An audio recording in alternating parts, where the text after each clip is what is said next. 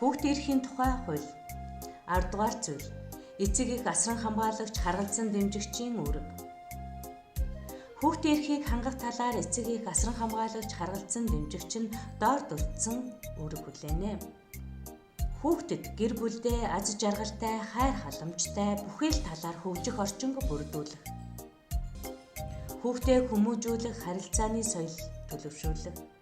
Хүүхдийн хөгжил, эрүүл мэндэд сөрөг нөлөө үзүүлж болзошгүй эрсдэл нөхцлөөс урьдчилан сэргийлэх, хамгаалах.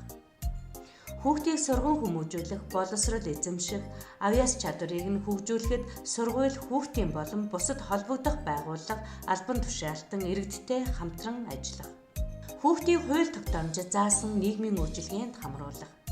Хүүхдийн нэр төр, хувийн мэдээллийг хадгалж, хувийн орон зайг хамгаалах. Хүүхдийг хүндэтгэн сонсож шийдвэр гаргах. Хүүхдийг хөгжиж төлөвшөхөд нь дэмжин туслах. Хууль тогтоомжид заасны дагуу хүүхдийнхээ өмнө хариуцлага хүлээх. Хүүхдийг наад захын хэрэгцээ зүйлээр хангах. Эцэг эх тусдаа амьдрах, гэрлэлтэд цуцлуулсан нь тэднийг дээрх үүргээс чөлөөлөх үндслэл болохгүй. Аргахэр сумын зөвлөгт 12 дугаар багийн хүүхэд хамгааллын хамтарсан баг 2024